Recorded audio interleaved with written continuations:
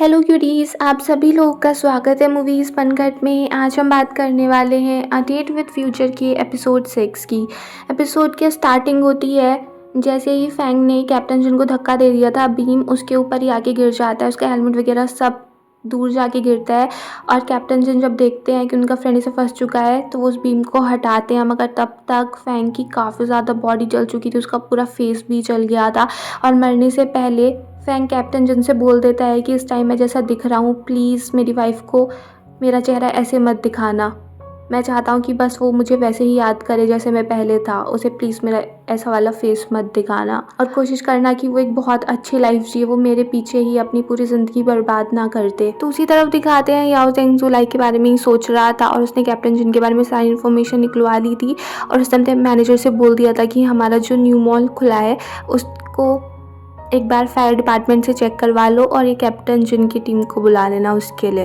तो जब कैप्टन जिन वो सब कुछ चेक करने के लिए आते हैं तब याओ जेंग उनसे बोलता है कि आपने जुलाई की जान बचाई थी, इसलिए आपका बहुत सारा थैंक यू और मैं आपको लंच के लिए इनवाइट करना चाहता हूँ। बट कैप्टन जिन मना कर देते हैं। बट फिर भी याओ जेंग उनसे बात करने के लिए उनको साइड में ले जाते हुए कह देता है कि जुलाई मेरी बचपन की फ्रेंड है, मैं उसको बचपन से जानता हूँ और बहुत ही ज़्यादा प्योर है।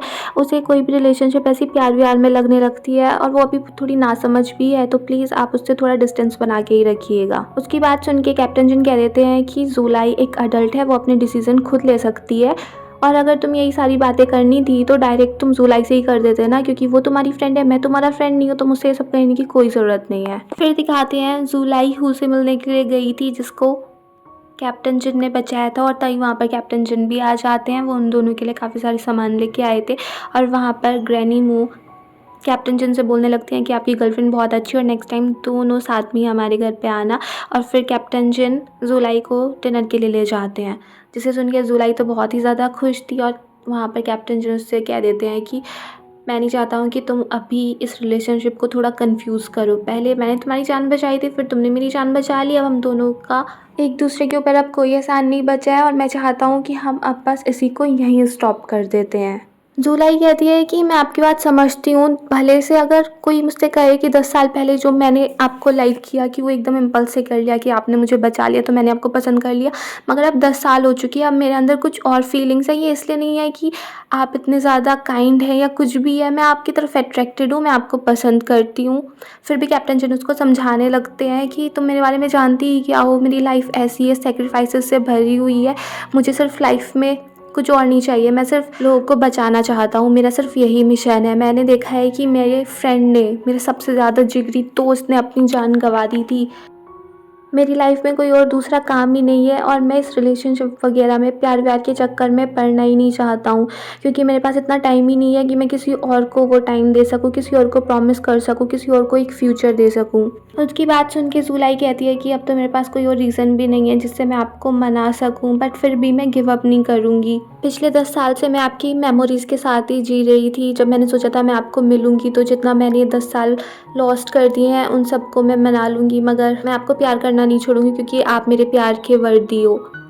और फिर जुलाई कैप्टन जिन को बताने लगती है कि जब भी वो उसको रिजेक्ट करते हैं उसको कितना दर्द होता है, वो इतनी ब्रेव नहीं थी कि वो फायर में उनको बचाने के लिए चली गई थी, उसका दिल भी टूटता है, हर रोज़ वो मैसेज का वेट करती है, बट फिर भी वो किसी भी कंडीशन में गिव अप नहीं करेगी और बहुत ज़्यादा ड्रिंक कर लेती है। कैप्टन जिन उसको रोक भी रहे होते हैं बट उसने पूरी बोतल खाली कर दी होती है और फिर वो जाने से पहले कैप्टन जिन को किस कर देती है और फिर वहाँ से चली जाती है। फिर दिखाता है कैप्टन जिन का भी मन अब नहीं लग रहा होता है, वो बहुत सारे बेचैन से होते हैं। सारे फायर फाइटर्स देख रहे होते हैं कि आज तो ज़रूर कुछ हुआ है, कैप्टन जिन थोड़े अलग से लग रहे हैं। नेक्स्ट मॉर्निंग भी कैप्टन जिन का मूड बिल्कुल भी ठीक नहीं होता, वो इतनी स्पीड से रनिंग कर रहे होते हैं कि सारे फायर फाइटर्स परेशान होते हैं कि अगर इतनी स्पीड से हम भागने लगे तो हम तो ऐसे ही मर जाएंगे।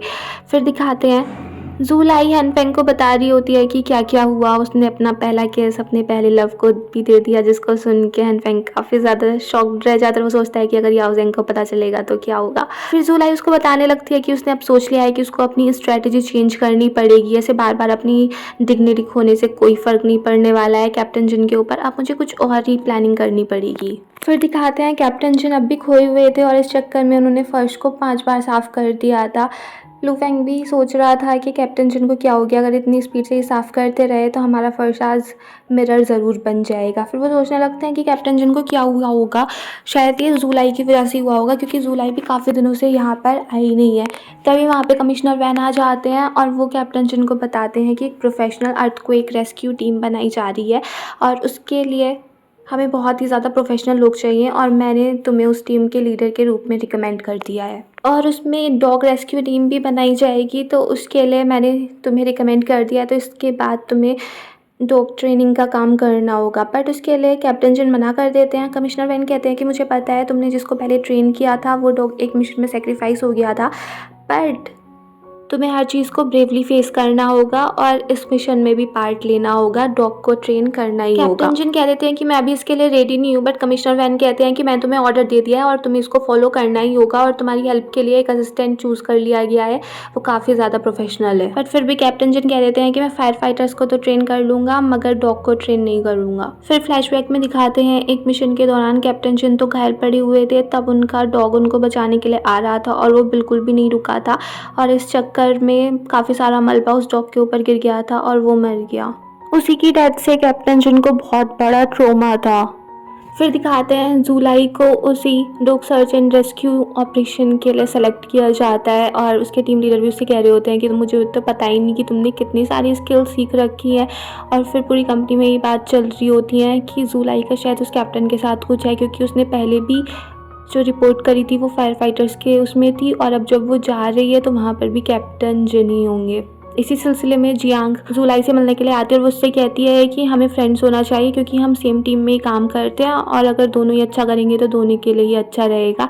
और फिर वो कह रही थी कि मैंने अभी तुम्हारे फ़ोन में ये फ़ोटो देखा, तो तुम्हारे और कैप्टन के बीच में कुछ चल रहा है क्या। उसकी बात सुन के ज़ूलाई भी सोचने लगती है कि मैं कुछ ज़्यादा ही ऐसे ऑब्वियस बिहेव कर रही हूँ क्या। फिर दिखाते हैं याओ ज़ेंग ज़ूलाई के लिए वेट कर रहा था, तभी वहाँ पर जियांग पहुँच जाती है और वो उससे कहती है कि शायद तुम्हें अभी ज़ूलाई ने बताया नहीं होगा, उसने 1 महीने की छुट्टी ली है रेस्क्यू टीम में जाने के लिए। और वैसे भी वो तुम्हें क्यों ही बताएगी, क्योंकि वहाँ पर तो वो किसी और के लिए जा रही है ना, वहाँ पर उसके हेड कैप्टन जिन होने वाले हैं। क्या पता तुम अभी ज़ूलाई को इतना सपोर्ट कर रहे हो और लास्ट में तुम्हें कुछ मिले ही ना।